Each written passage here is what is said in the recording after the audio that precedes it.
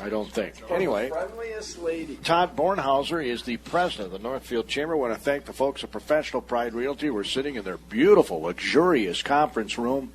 It's the beauty of radio, beautiful, luxurious conference room. Looking out on Highway 3. Beautiful setting here in Northfield. It is fantastic, and we give a good shout-out to Pete. I know he was busy with something else today. Testing. So, he's doing testing. So I quit that in high school. No more Iowa tests for me. So I could talk about the real estate market if you like, and pretend I'm Pete. Sure, you could. We're having a BOGO sale down here at Professional Pride. Buy one, get one free. Oh, geez. For the next 10 minutes if you walk in. Don't get me in trouble. I know. God. Don't want to get me in trouble. Pete will be glad that we're moving away from him next door if I keep doing stuff like that on the radio. Well, he'll be with us in a couple weeks, I hope. And so we just did a little switcheroo here, and I appreciate your doing that, Tom. Hey, no problem. It's my pleasure, and it gave us a great opportunity for a couple of our award winners. And then I know Lisa's got some really big information on a not ready yet, but she will here in the next half hour on an event that came to us last minute, and that we're very, very excited to be having here in town. So ice fishing contest. Right? Ice fishing contest. So yes. Yeah. We'll get some details about that a bit later on. You invited some awesome guests here today, Todd. Thanks for doing that. Well, no, my pleasure. Sitting right next to me eating my chocolate-covered donuts, so he's in big trouble, is Rick Estenson, who's vice president at First National Bank and was selected as the 2018 Business Person of the Year. And then I have some great folks from Eminent Brewing here as well that was selected as 28 Business of the Year. So Derek and Laura, so we're really excited to have them. Talk a little bit about what that award means, and the connection between these three is really quite interesting. Okay. So it's a great story as well. So that's awesome. Absolutely. So I don't know if we want to get started. You got to do a market report first. I'm getting pretty good at this. Yeah, we got a couple minutes before the market update. Fantastic. Well, why don't we'll start with Rick and let him talk. And I guess the first question I'd ask Rick is what the award means to him and the significance to him and the organization. Well, thank you, Todd. And, gosh, I was really surprised to get that call when I know there's so many better qualified people in this town than me for such an award. And, looking at the list of people that have received it before, it's quite an honor and a privilege to be a part of them. I've been in the community for about 26 years now, and worked hard at trying to help build a community that my family was happy to be a part of. And our bank has been in for 140 some years, so it's really important to me to be recognized that way, and I'm humbled and honored. So I believe Todd told us when he announced this on our show that you've been on virtually every committee in town. I've spent a few hours in committee meetings. There's no doubt about that over the years. So obviously you get involved in the community. Yes. I've been on the EDA for a number of years. I've been on the Chamber of Commerce Board. I've been on a committee for the school district. I've been with the NEC Board, Northfield Enterprise Center Board, and a few others that we had to make up. So I'm a Rotarian, been very involved in the Rotary program in Northfield and around the state for that matter. So all right, it keeps me busy. We'll visit more with Rick Estenson, and we'll also visit with the Myers about Imminent Brewing. The only bummer is they didn't bring me any taste here today, but we'll get that done someday. Yes, we are in the conference room of Professional Pride Realty here in Northfield. Again, I want to thank Pete and the gang. They're ready to serve you in the new year of 2018. They've got a lot of properties. I know I looked on their website just the other day, saw a couple of dream homes that I'd love to have. Unfortunately, I don't have the income to buy the home. It's one of those deals. I've got a Volkswagen budget and a Cadillac taste. A lot of people, I think, are in that boat. Oh, Rick's trying to drum up some business, isn't he, Todd? Now I know why he's good at his job. He's outstanding at his job. So I'm going to take over the interview here just for a second. That's fine. one of the other things that was very significant in choosing Rick was his connection into the business community and involvement with small business and business development and business expansion. So, Rick, I want to just take a couple minutes before we talk a little bit about Eminent, because you were involved with that, but maybe some other projects or some other things that you've done over the years that really kind of warm your heart on things that you've kind of helped develop or made some initial loans with that are doing an outstanding job and really progressed here. So let me turn it over to you. Well, yeah, thank you. Well, it takes a team at a bank to put these things together, so my role is often just maybe making that introduction, making sure we're listening well to what the needs are, and then working other people in to help solve creatively the needs and the problems. So I hardly do this alone, but I think over the years we have had a pretty good track record of working with some of the businesses that have done well. I think just recently we've worked with Eminent, of course, but also the other brew pub in town, Townsend who started up just a month or two before Eminent. We've also worked with with the folks that put up a dome in Dundas, in a large project that was usually done by either a municipality or a school district. Here, two couples got together and decided they could maybe pull this off. Again, we got just a little creative on that, and we had to go through a pretty steep learning curve on how this all would work, but it's out there right now, being pretty fully occupied. It's open 6 months of the year and brought a lot of activity and energy into the southern part of the town. And on that southern part also is a new cinema. So we have the folks, the Browns out of Red Wing that bought the Kmart building, have spent a fair amount of money renovating that into a 10-theater cinema, and they had just a bang-up month of December here to get started. And those are some quick ones that I might throw out there from this year, but there's a lot of people in this town that just put their heart and soul into their retail business downtown, their restaurant business, their small consulting organizations. We could use a few more industrial manufacturing type of companies in Northfield. We don't have enough of that, quite honestly, and it'd be fun to see some of that here. We've done a lot in the assisted living world, and of course work with the Northfield Retirement Center, 3 Links. That's a big part of what our community has turned into, as well as a great place to retire for all sorts of reasons. And so those are a few thoughts that come to mind, Todd. Fantastic.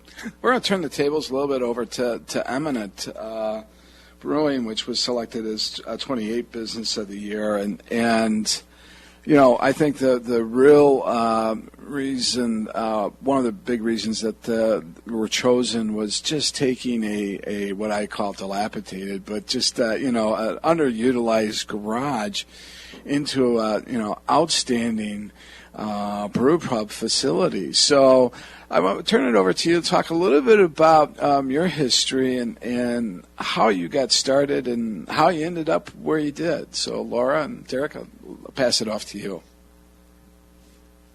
Oh, thanks so much. How we got started, just thinking about the building, there's a lot of people to thank for that. We did do some of the work ourselves. We built our bar and all of our tables and furniture, things like that. But Northfield Construction Company is a local company that did all of the work for us. They worked with other local subcontractors, which was really important to us to keep all of that stuff here in either Northfield or Dundas. And they just did a really fantastic job and stayed pretty much on budget, right? I mean, it was like kind of insane how close we were to being on budget.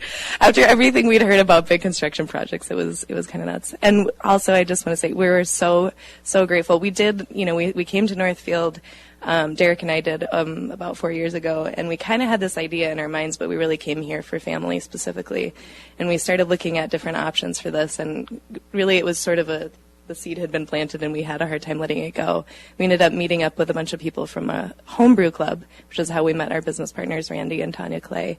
And all of a sudden realized we had this shared dream. So we started looking for spaces. We looked all over town. We looked a little bit in Dundas, realized we really wanted to be Northfield downtown.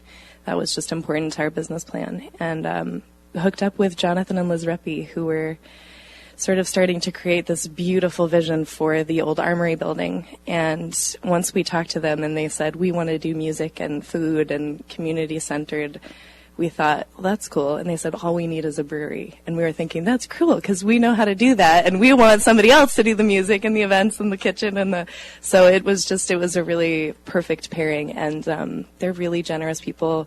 We've been really, really lucky to be able to work with them as well. So, yeah, that's kind of some of the beginning of the story. So how'd you come up with the name Imminent? Oh, here, Derek, you talk. Okay. Yeah, so Imminent Brewing really came from our first name not quite working out. It was too close to another brewery in I want to say Arizona or New Mexico. And so we were sitting around one day, and I think Tanya said, well, everybody keeps saying this is going to happen, that you guys, we need to start a brewery at some point, or someone else is going to do it. And I mean, to be fair, now we have 3 breweries in this area.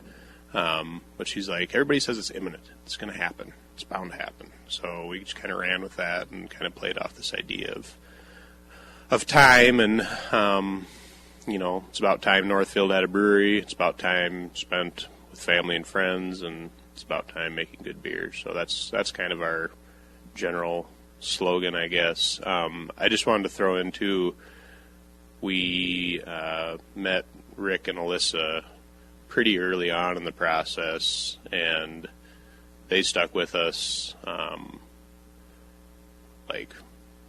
for a long time. We had an idea of a project at a different spot, and that didn't work out, and the resources and time they spent with us getting this thing right was incredible. So the whole team over there is well deserving of everything. Yeah.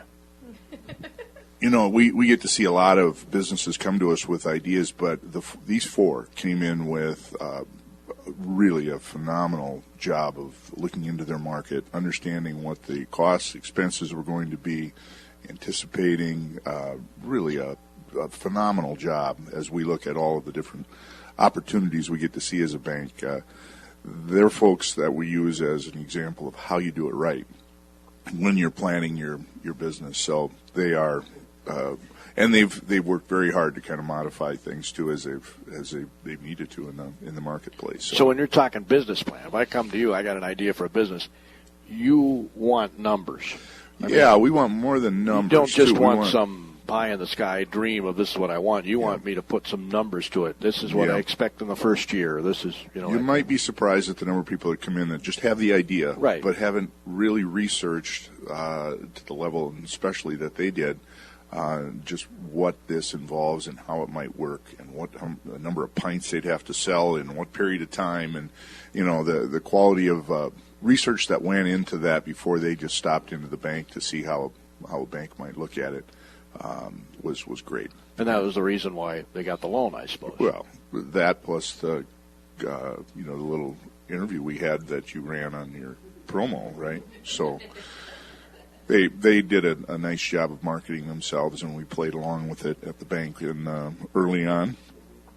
And we played some bankers that they walked in with their Western garb and slammed some of their beer in front of us to test out, and that looked like that was the way we made our entire financial decisions. So wasn't quite true. Was he wearing a holster? No, I don't remember the guns, but that might have worked too. And what I find interesting is the first time I came in contact with all 3 of these individuals was Rick was hosting a party out at a barn that he has. And they were out serving beer that evening, and I don't know why. It must have been my wife that's on the A list that got the invitation. Because I know I would have never done that. But it's amazing how those connections develop over the years and move forward. I would look at Eminent and I would say this is the case study of how to develop and bring a business from the ground up. And the one thing that has always been remarkable to me is really your commitment and involvement within the community. And you did that well before you served your first beer at your new facility. Can you talk a little bit about, and was there a game plan that really talked about how you were going to do that, and maybe today, how you value being involved within the community? Doesn't matter. Sure. Okay. I'll maybe pass this back to you when we start talking more about what we do at the brewery. But early on, we wanted to make sure that the product we were providing to the community and the experience was what the community actually wanted and needed. So we spent a lot of time before construction started, before we even had a business plan, just pouring beer for people, just giving away beer that we had made on a small batch level. On the homebrew level, excuse me. Laura says homebrew, so there's a significant difference between homebrew and commercially brewed beer that allows us to serve beer to people outside of our space like that. So before we opened, we were basically doing, I would say, product development and research, but a lot of that was just talking to people too and asking them, what would they be looking for in a brewery? What would they want that to have available? Would they want food trucks? Would they want food? Would they want a space that was more open? Was having outdoor space important? What kind of community events could we provide at a brewery? Things like this, and just really talking and engaging with the community in order to understand the best way to do this. And we're still doing that. We're still trying to figure it out. It's always a work in progress, and we're always trying to do better and learning from the people around us. So I think I'll pass it over to Laura to talk about some of the events that we've hosted and trying to continue in that spirit. Thanks. Yeah. As Derek said, it's just been kind of a part of the idea from the beginning for us, part of the vision. It's like, top priority is making a quality product, which is beer in our case. But just as important is creating an atmosphere that is, a warm and welcoming environment for our community, and making sure that we're constantly giving back and listening and paying attention and receiving whatever that feedback is that people are giving to us. Because if we don't have those customers coming in and excited about coming in and as excited about beer maybe as we are, then what's the point? So, we kind of put it out there that we wanted to do at least one monthly event that had to do with some organization in the community, or some, just making sure that we're paying attention to what's going on and kind of trying to keep feelers out there, which we've had a lot of help from a lot of good people, including Rotary Club, and Rick has been great about that, introducing us to people. And so I don't know, some of the sorts of things we've done is, we hosted a yappy hour for the Prairie's Edge Humane Society. That was really fun. So we're dog friendly. So they brought a few shelter dogs that are in need of homes or in need of foster homes, and raised some funds that day. And all kinds of youth sports, and Believe It was really great. Another organization that's rescuing dogs and pairing them, training them, and then providing them to be service dogs. Yeah, absolutely. My favorite story from the fall is they had at church, I think that week, it was Reformation Sunday, they offered opportunity to come down that evening and have hymn sing. And so my wife and I thought this is a great idea, and we've got a dog, and we came, and it was packed. There were 300 probably people, standing room only, all ages inside. And so I had my dog, I went and sat next to the glass doors. It was a fall night, so those were closed. And my wife went in to get the beer, and I'm sitting there with my dog, and I look back through the glass doors, and there's my 90-year-old mom sitting there having a beer, doing the hymn sing, and I'm going, how good is this? So we had fun about that, talking about that. I'll bet you did. Lisa's got some ice fishing she wants to tell us about. We don't want to let that get. We don't want the show to end before you tell us about it. I'm going to change the tone a little bit with and bring it a little colder right now.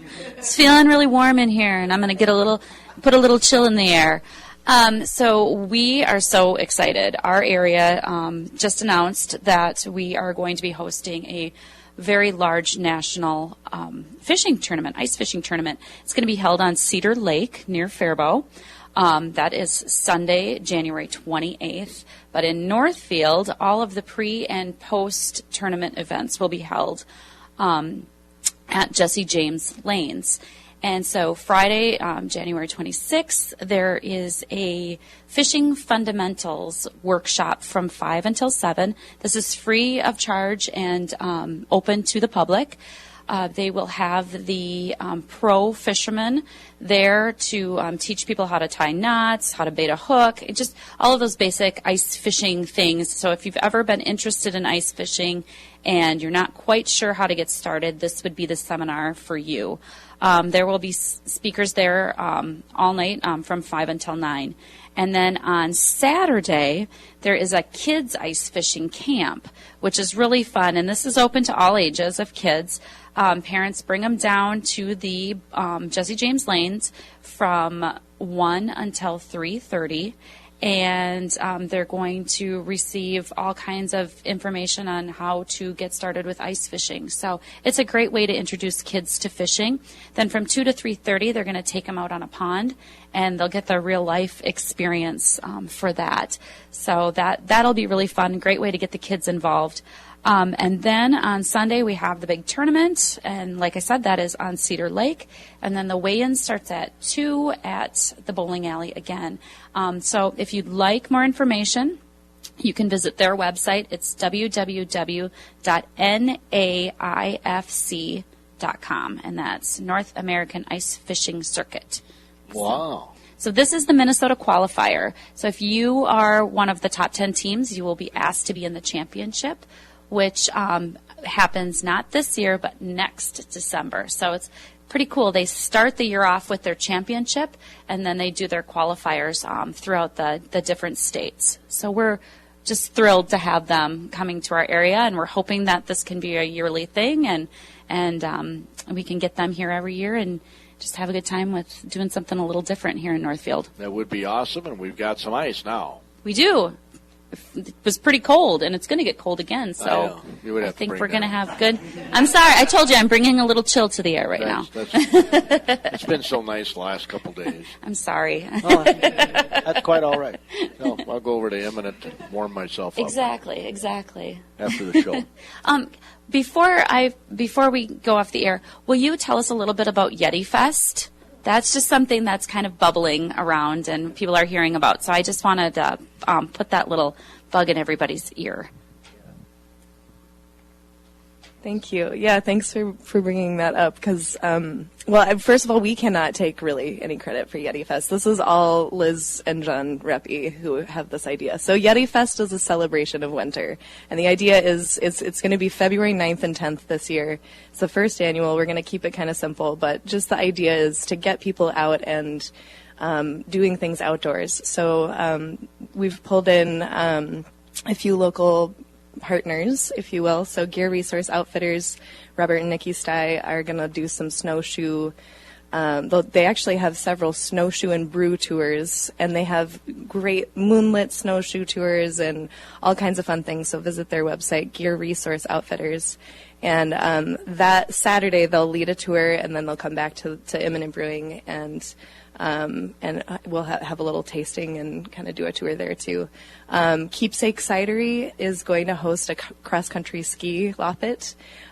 So if you don't know about Keepsake Cidery, seriously, where have you been? They are amazing. We really, really love Nate and Tracy Waters, or Tracy Junkman, I guess. And they're going to host that. They'll do also some snowshoe demos and maybe a fat tire bike demo. And then Tom's Downtown Bikes is going to host an event as well, doing a fat tire bike ride. So that's all kind of the outdoor portion, getting people out. Liz and John want to host a snowman building contest, and maybe some other outdoor things. We'll roast marshmallows and do that sort of thing. Frozen turkey bowling, thank you, hopefully, wow. which does not sound like fun. Or dangerous, maybe, but fun. It'll be fun. And then they had the idea to do some indoor events, probably too. Long John fashion show, Yeti lookalike contest. And I don't know if anybody in this room has seen him yet, or her. Yeti has been spotted around town. So keep your eyes peeled. Yeti's out there. Do you believe in Yeti? You might see Yeti. So anyway, it's going to be super fun. February 9th and 10th. Keep your eyes peeled. Yeah. So how many varieties? Rudolph could totally hang out with Yeti. That seems like an obvious friendship right there. Yes, it does. How many varieties of beer do you have? What do we have right now? 10? It varies all the time. Okay. But right now we have 9 beers on tap. The Elder Wit just went off. At one point we had 13. We try to usually have around 8 to 10, but Okay. it kind of goes up and down from there. All right. Well, the show's over, Todd. I mean, I've got like seconds. The annual dinner and banquet will be on January 24th, and you can go on the Chamber's website to register and give recognition to all of our winners here. Yeah, thanks, guys and gals, for being on the show today. That concludes today's edition of AM Minnesota from Professional Pride Realty in Northfield.